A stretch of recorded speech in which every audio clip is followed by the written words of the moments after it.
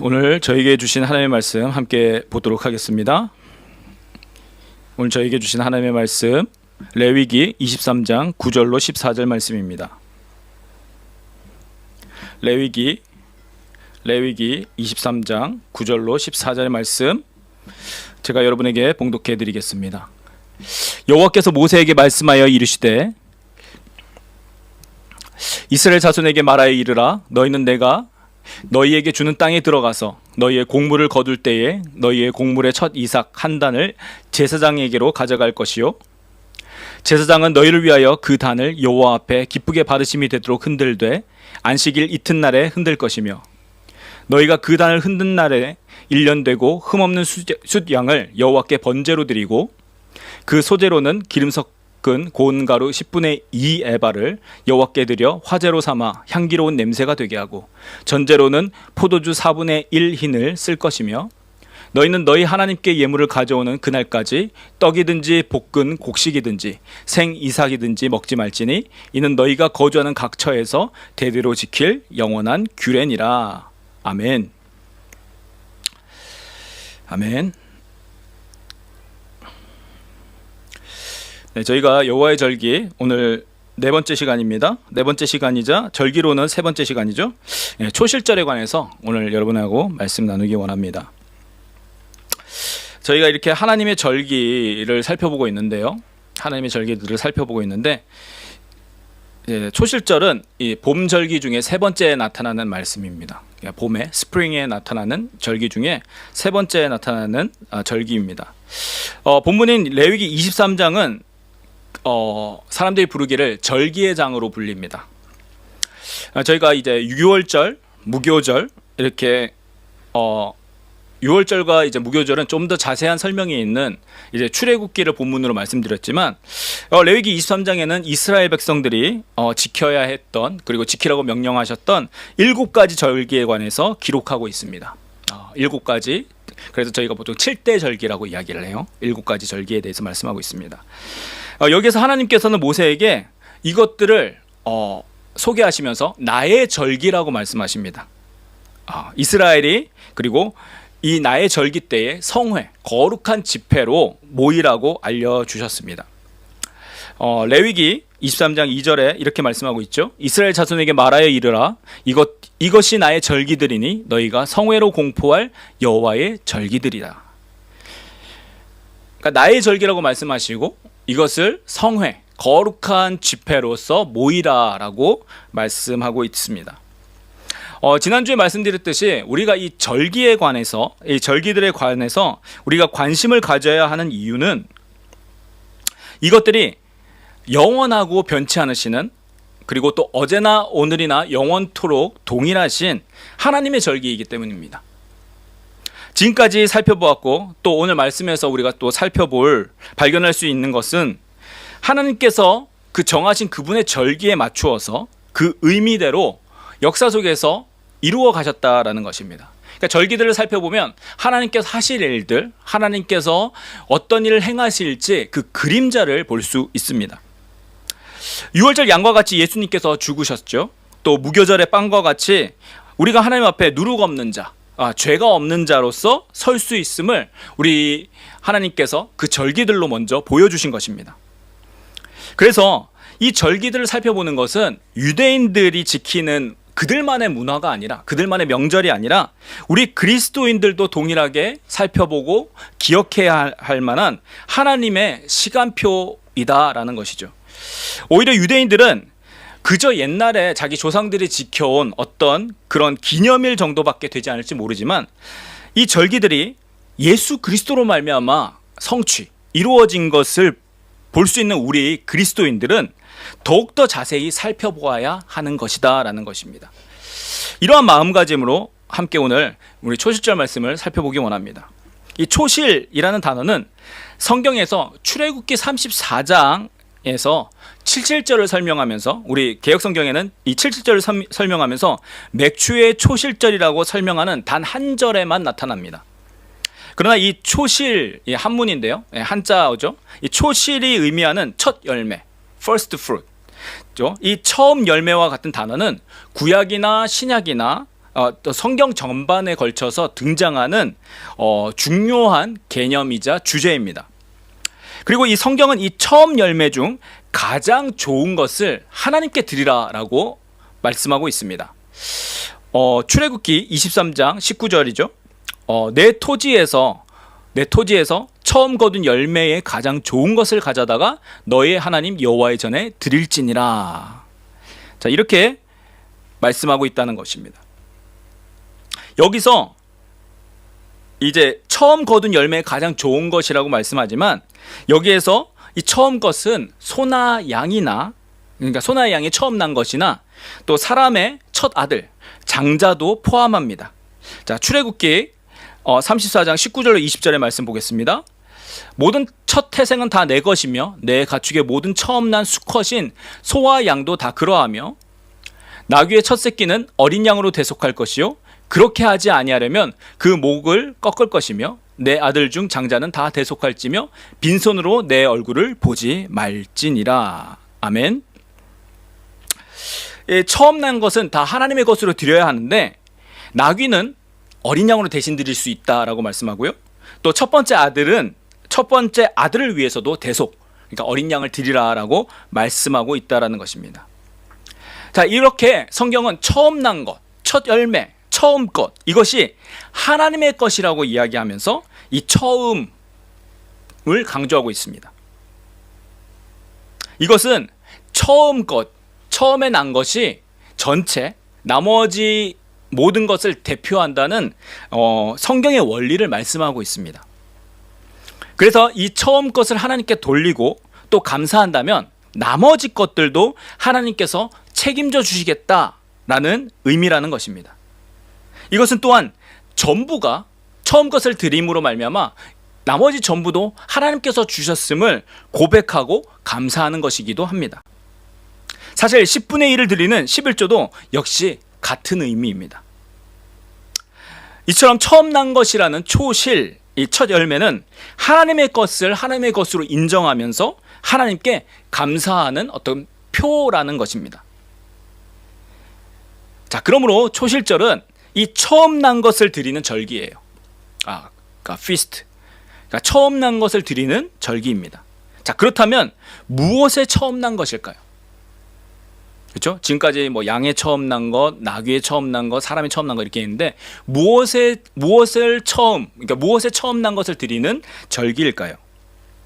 사실 이스라엘의 절기들 앞에 나오는 그 7대 절기나 이렇게 살펴보면 전부가 이 농사에 관련되어 처음 드리는 것이었어요. 농사, agricultural. 네. 그 농사에 관련돼서 그 처음 거둔 것을 드리는 것. 이런 절기들입니다. 자, 오늘 말씀인 초실절 그리고 77절 수장절이 바로 그것인데요. 그때 거두었던 농산물을 가지고 하나님께 감사드린 것이 이 절기들입니다. 각각 초실절이 볼이라면 바알리, 그리고 77절이 밀, wheat, 그리고 수장절이 다른 작물들, 포도나 올리브들입니다. 그래서 많은 사람들이 이 이스라엘 절기들을 옛날에 사람들이 농사할 때, 그러니까 지금은 많이 안 하죠. 농사하는 사람들이 지켰던 절기, 그냥 그런 어떤 명절이라고만 생각을 합니다. 그러나 먼저 말씀드린 대로 이 절기들은 하나님께서 정하신 것으로 이스라엘이 농사를 지으면서 어떻게 보면 자연스럽게 그죠? 한국 추석처럼 그냥 벼 거두고 그것을 셀러브레이션하는 어떤 그런 자연스럽게 생겨난 것들이 아니라 그들이 아직 지금 출애굽기가 언제 있었죠? 레위기가 어디에 있었죠? 그들이 아직 광야에 있을 때, 가나안 땅에 들어가기 전에 광야에 있을 때 하나님께서 그들에게 먼저 말씀하시고 그리고 미리 말씀하여서 지키라고 정하신 절기들이다라는 것입니다. 레위기 23장 10절은 이렇게 말씀하고 있습니다. 레위기 23장 10절 이스라엘 자손에게 말하여 이르라 너희는 내가 너희에게 주는 땅에 들어가서 너희의 곡물을 거둘 때에 너희의 곡물의 첫 이삭 한 단을 제사장에게로 가져갈 것이요. 그렇죠? 오늘 본문인 10절은 이렇게 말씀하고 있죠. 이 곡물을 거둘 때에 곡물의 첫 이삭 한 단을 가져가라고 말씀하죠. 자, 여기에서 뭐라고 먼저 말씀합니까? 내가 너에게 주는 땅에 들어가서. 그렇죠? 그리고 곡물을 거둘 때에, 그러니까 이스라엘 백성이 아직 광야에 있을 때, 아직 가나안 땅에 들어가서 정착하지 않았을 그때에 하나님께서 먼저 이렇게 말씀하시고 지키라고 하신 것이죠. 자, 여기서 곡물을 거두려고 하는데, 이제 곡물이라고 말씀하는 것이 바로 보리입니다. 보리, 바알리, 그렇죠? 먹을 수 있는 그 곡물이 바알리입니다. 왜냐하면 지금 이 초실절이 유월절과 무교절에 이어서 나오거든요. 지난번에 말씀드린 대로 이 유월절과 무교절은 오늘날 우리 이 3월에서 4월 지금쯤에 해당합니다. 그래서 이때가 되면 겨울에 심었던 보리가 첫 이삭을 내고 이제 다 익어서 추수할 때가 가까운 때예요. 그래서 이 보리를 거두는 때가 바로 이때입니다. 그래서 하나님께서는 그 곡물, 그죠? 그 보리를 가져다가 그 첫 이삭 한 단을 제사장에게 가져오라고 하십니다. 자, 오늘 본문 11절입니다. 11절, 제사장은 너희를 위하여 그 단을 여호와 앞에 기쁘게 바르심이 되도록 흔들되 안식일 이튿날에 흔들 것이며. 자, 말씀하신 대로 제사장은 그 단을 가져다가 여호와 앞에 기쁘게 받으심이 되도록 흔듭니다. 하나님 앞에 들고 이렇게 흔드는 것이에요. 그러니까 곡식단을 한 단을 가져와서 그것을 하나님 앞에 이렇게 흔듭니다. 이것을 요제라고 합니다. 하나님 앞에 흔들어서 하나님께서 내게 이것을 주셨습니다라고 고백하는 제사입니다. 자, 그런데 이걸 언제 하라고요? 안식일 이튿날. 그러니까 안식일 바로 다음 날에 하라고 합니다. 자, 이 안식일은 본문 레위기 23장을 읽어보면 유월절, 무교절, 그리고 바로 이어서 나오는 이 초실절 이렇게 말씀하고 있죠. 자, 그러니까 유월절, 무교절 이 기간에 있는 안식일에 그 다음 날에 드리라고 합니다. 자, 사실 이 안식일, 여기 말한 이 안식일이 언제냐에 대해서는, 이게 그러니까 어떤 안식일이냐에 대해서는 논란이 좀 있습니다. 사람들 사이에서 말들이 많다라는 거죠. 우리가 일반적으로 안식일 하면 토요일을 말합니다. 일반 안식일 토요일을 말하는데요. 저희가 유월절과 무교절을 살펴보면서 살펴봤듯이 이 기간이 좀 특별하기 때문에 안식일이 또 있어요. 그러니까 유월절이 1월 14일, 그리고 해가 지면 15일이 시작되면서 무교절 첫날에 안식일을 하라고 하나님께서 말씀하셨어요. 그러니까 무교절이 시작하는 첫날과 일주일 지나서 마지막 날에 너희가 안식하라라고 말씀하고 있습니다. 자, 그래서 이 안식일 다음 날에 이 보리를 흔들어 드리라고 말씀하셨는데, 이 안식일이 언제냐에 대해서 논란이 있었던 것이죠. 그러니까 무교절 시작하는 그날인지 그날 다음인지 아니면 일반 안식일 토요일 다음인지에 대해서 사람들 사이에서 이렇게 아규먼트, 논란과 그런 디베이트가 있었다라는 것입니다.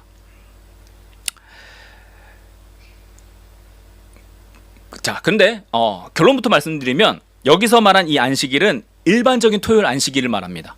일반 토요일 안식일, 그 토요일 안식일 다음 날, 그러니까 무교절 기간 중 첫 번째 토요일이 되는 그 안식일 다음 날, 그날이 언제죠? 우리가 주일이라고 부르는 일요일, 그날의 보리의 첫 열매를 제사장에게 가져오라고 지금 말씀하고 계시다라는 것입니다. 자, 그러므로 초실절은 무교절 첫 안식일 다음 날입니다. 그러니까 매년 달라져요. 왜냐하면은 매년 유월절도 달라지고 무교절도 달라지기 때문에 초실절도 달라져요. 그러니까 정확하게 언젠지는 매년 달라집니다.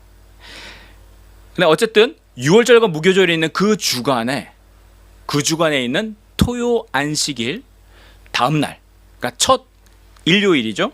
그날을 초실절로 드리라라고 말씀하고 있는 것이죠.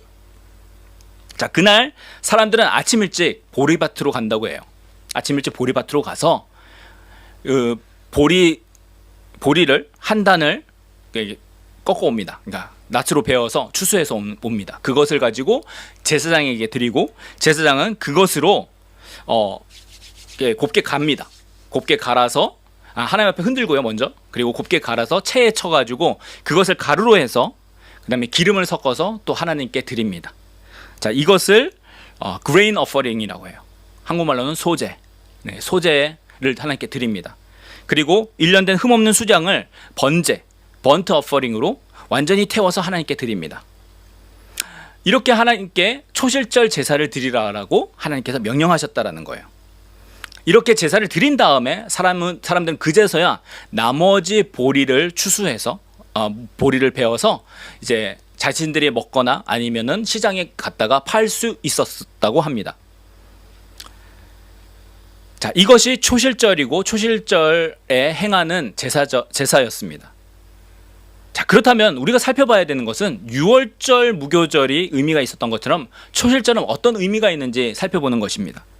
유월절이 예수님의 죽으심, 예수 그리스도의 죽으심이었고, 또 무교절이 죄를 용서받아 완전하게 거룩하게 되는 것, 그렇죠? 누룩 없는 빵처럼 우리가 죄 없는 사람이 되었다라는 것을 말씀하는 것이라면, 자, 유월절과 무교절이 지나고 그 기간 중에 있는 초실절은 어떤 의미가 될까요? 어떤 의미를 지닐까요? 하는 것이죠.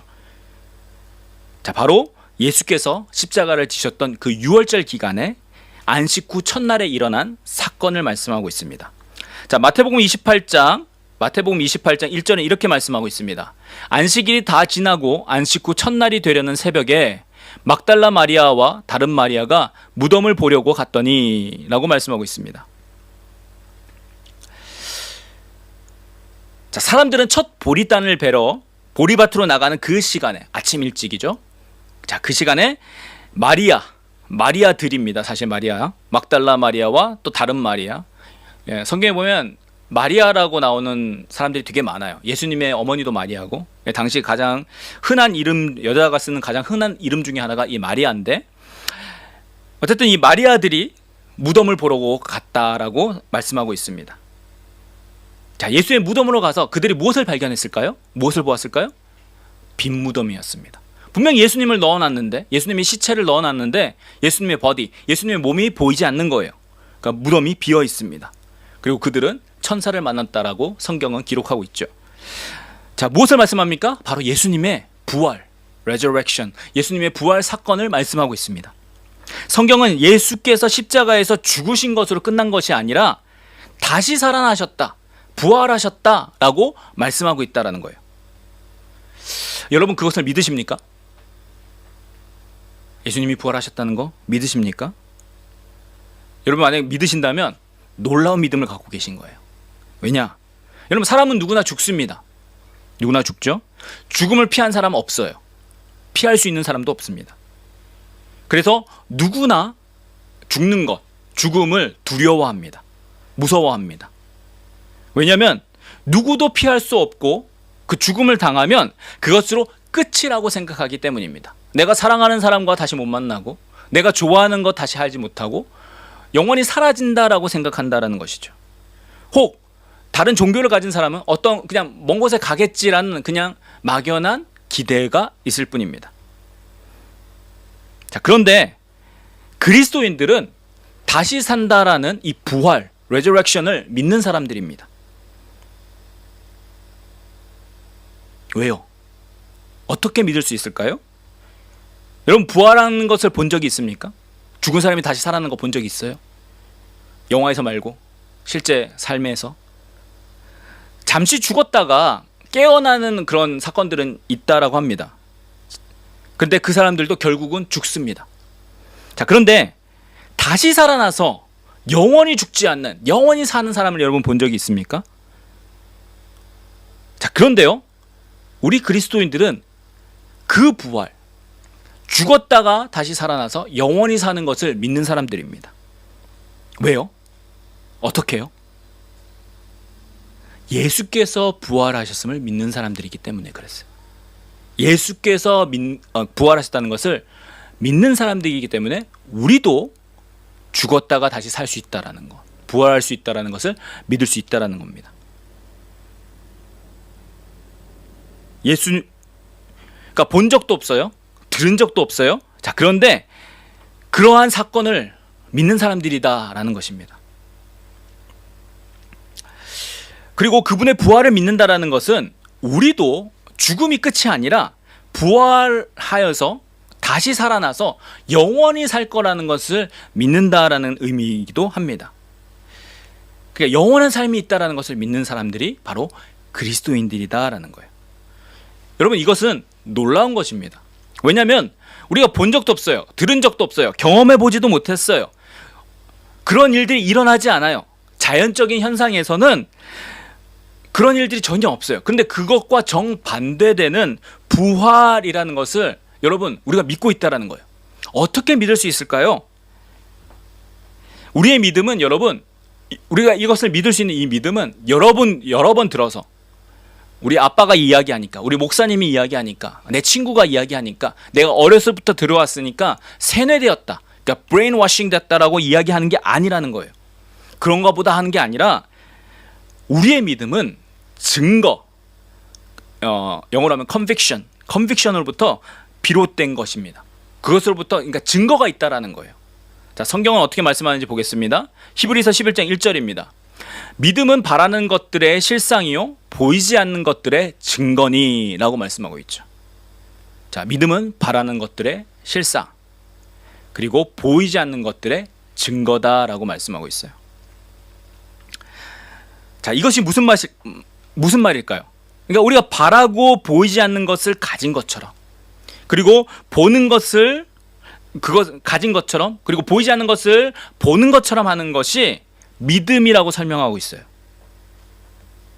그러니까 이것처럼 믿음은 바라는 것인데, 그것이 보이지 않는 것을 믿지만 보지 못하고 듣지 못하는 것들을 우리가 가진 것처럼 소유하는 것이 믿음이다라고 말씀하고 있는 거예요. 내가 그것을 증거로 가지고 있다는 거예요. 컨빅션으로 내가 가지고 있다는 거예요. 이것이 믿음이다라는 거예요.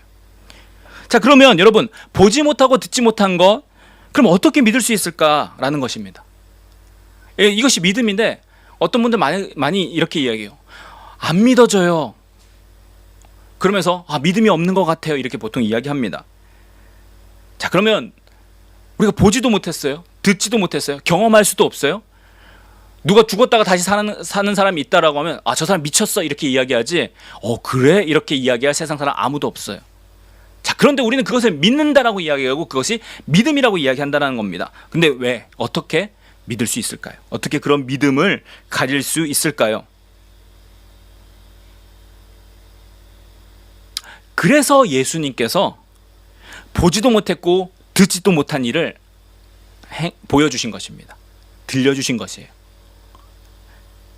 자연법칙과 정반대되는, 자연법칙은 다 누구나 죽어서 땅에 들어가서 썩어서 없어지는 것이지만, 그 자연법칙과 정반대되는 것을 직접 우리에게 나타내 보여주셨다라는 거예요. 그것이 부활인 것입니다. 여러분, 성경은요, 지어낸 이야기가 아니라 그것을 본 사람이, 그 부활을 경험한 사람들이 직접 적은 내용이 성경입니다. 그러니까 예수가 십자가에서 죽어서 무덤에 들어간 것으로 끝나지 않아요. 성경을 보니까 예수께서 그 십자가에 죽어서 무덤에 들어갔던 그 예수께서 다시 살아나셨다라고 말씀하고 있고, 그것을 내가 보았다라고 기록하고 있다라는 거예요. 성경 말씀은 그것을 본 사람들이 적은 것이다라는 거예요.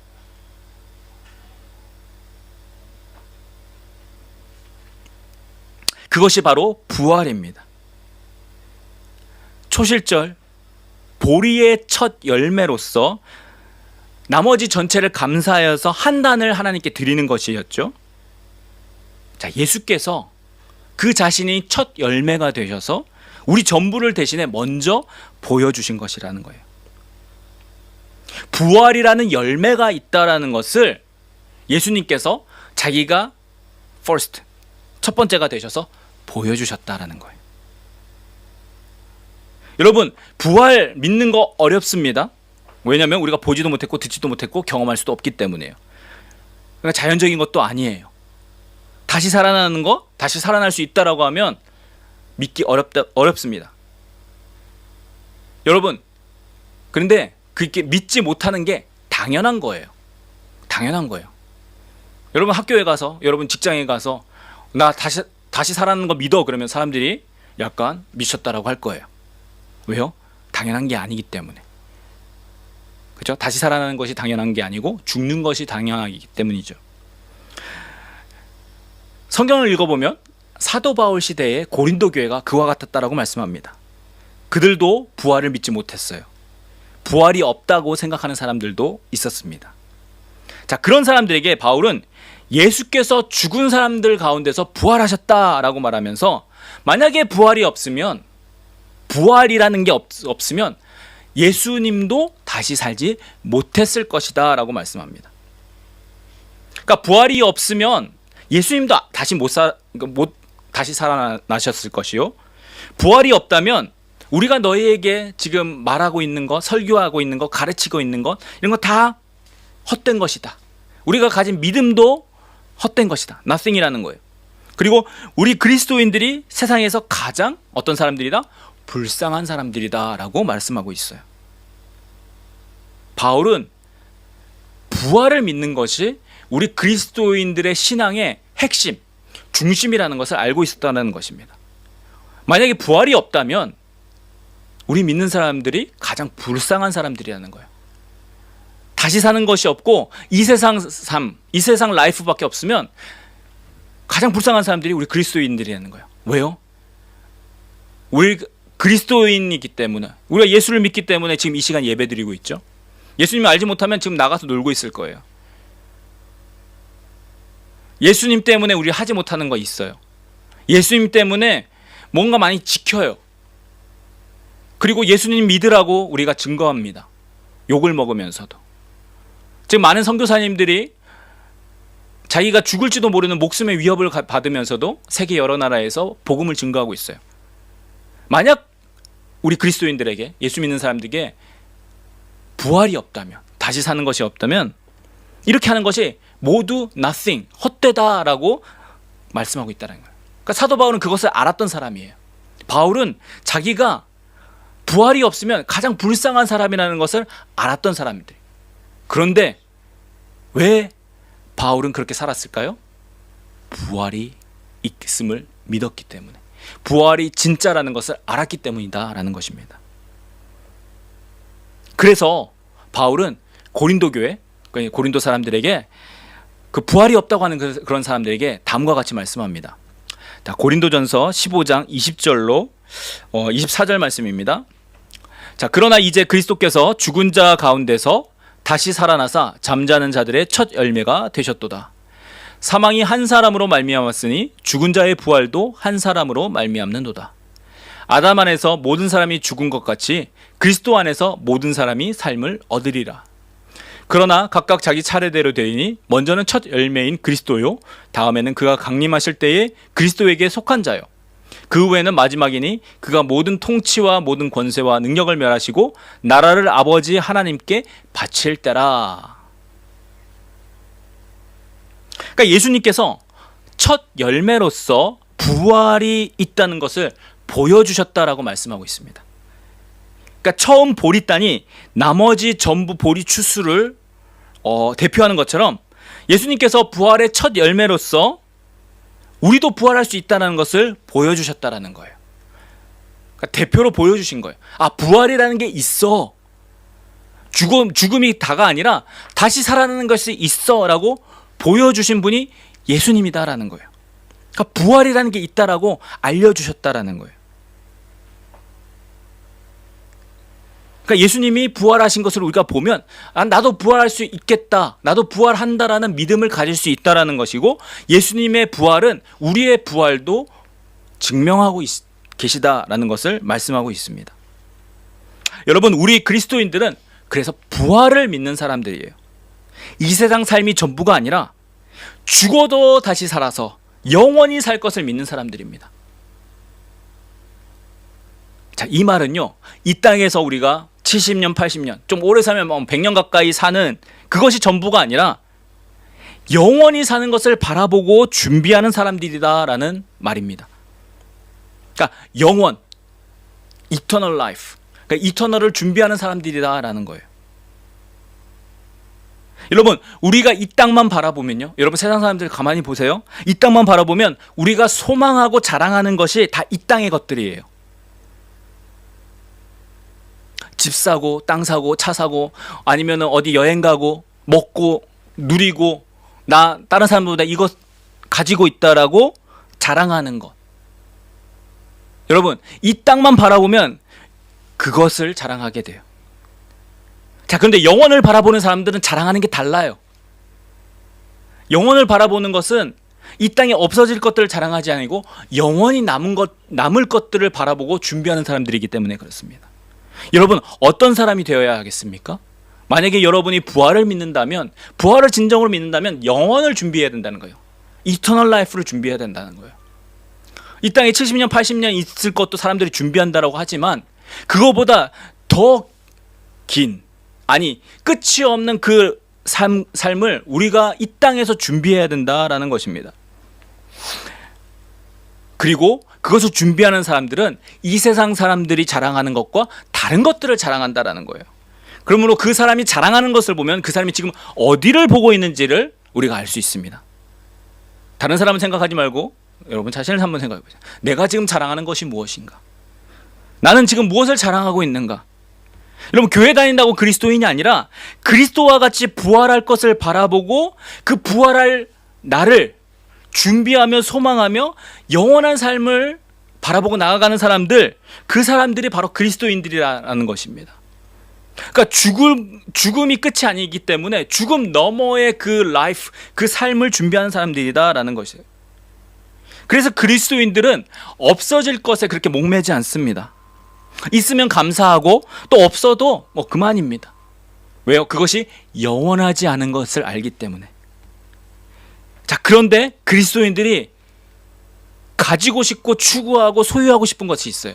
그것이 무엇이냐면 영원한 것들이에요. 영원히 없어지지 아니할 것들.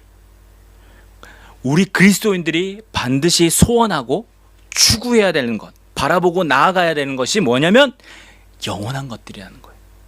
영원히 남는 것들이라는 것입니다. 그리고 그 영원한 것이 내게 있는지 살펴보는 것이 중요하다라고 성경은 말씀하고 있어요. 사도 바울이 그런 사람이었습니다.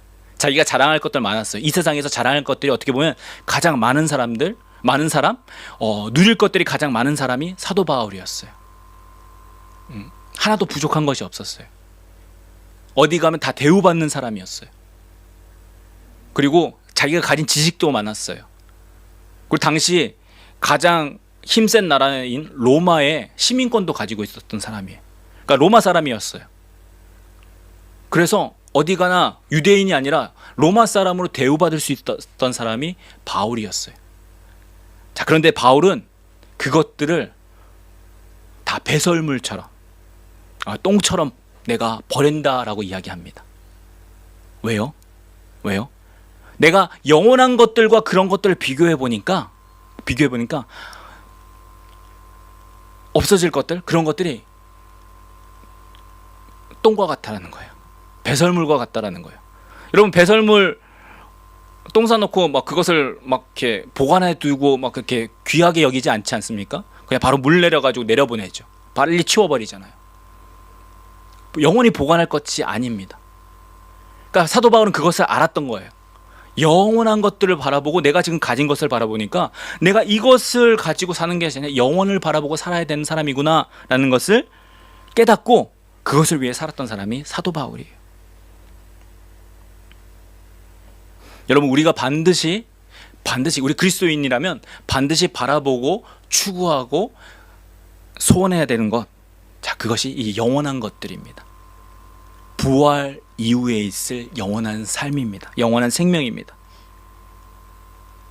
그래서 그런 것들을 바라보는 사람은 자랑하는 것이 그 영원에 대한 것이에요. 내가 영원한 것을 내가 누리기 위해서 내가 가져야 하는 것, 그리고 아직 그것에 대해서 모르는 사람이 있으면 안타까워하는 거예요. 없어질 것을 붙들고 살아가는 그 사람들이 불쌍해 보이는 거예요. 그래서 복음을 전하는 겁니다. 영원한 생명을 가지라고, 영원을 바라보라고, 영원한 것이 있다라고. 지금 눈앞에 없어질 것이 아니라 20년, 30년, 50년, 70년, 80년 후에 사라질 것이 아니라 영원한 것이 있다라고 우리에게 말씀해 주신 분이 계시기 때문에 그것을 우리가 증거하는 삶을 사는 것입니다. 여러분, 오늘 초실절에도 관한 말씀이죠. 예수님 오시기 1500년 전에 모세가 하나님께서 받은 그 절기, 하나님께서 그 미리 알려주신 그 절기의 시간표대로 이루어진 것이에요. 1500년이 지난 다음에 예수님의 시대에 부활의 사건으로 이루어졌습니다. 여러분, 1500년이 지나도 그 말씀하신 대로 이루셨다면 그것을 이루신 하나님께서 나머지 약속도 이루실 것, 그것이 몇 년이 지나던 상관없이 이루실 것이라는 것을 우리가 알 수 있습니다. 그걸 믿을 수 있다는 거예요. 그래서 우리는 그분께서 약속하신, 그 약속하신 것을 지키시는 그 영원한 하나님께서 말씀하신 그 약속하신 부활을 믿고 소망할 수 있는 거예요. 그냥 없어질 사람의 말이 아니라, 그냥 신뢰가 가지 않는 어떤 누구의 말이 아니라 영원하시고 그 하신 말씀을 지키시는 하나님, 1500년의 기간을 지나서 그 말씀하신 대로 알려주신 그 절기대로 이루신 그 하나님께서 지금 이 시간, 우리가 살고 있는 이 시간에도 그 말씀하신 대로 이루실 것을 우리가 믿을 수 있는 것입니다. 사랑하는 여러분, 부활을 바라보십시오. 부활을 소망하십시오. 첫 열매로서 그 부활을 우리에게 보여주신 분께서 부활이 있다라고 우리에게 동일하게 말씀하고 있습니다. 곧 부활절이 다가옵니다. 이 부활절 다가오는 거 그냥 지나가는, 그냥 계란 먹고 그냥 교회에서 그냥 부활절이라고 어떤 선물 받는 그런 시간이 아니라 부활의 의미를 되새겨서 내가 영원히 사는, 예수님께서 부활하신 것처럼 나도 영원히 살 수 있다라는 것을 바라보고 살아가는 저와 여러분 되기를 축복합니다. 부활절을 앞두고 과연 내 안에 이러한 부활의 소망이 있는지 점검하고 부활의 첫 열매 되신 예수 그리스도를 바라보며 다시 한번 내게 주님 확실한 믿음 주시옵소서. 부활의 확신, 부활의 소망, 부활의 능력을 가지고 살아갈 수 있도록 도와주십시오. 이렇게 기도하는 저와 여러분 되기를 우리 예수님의 이름으로 축복합니다. 같이 기도하겠습니다.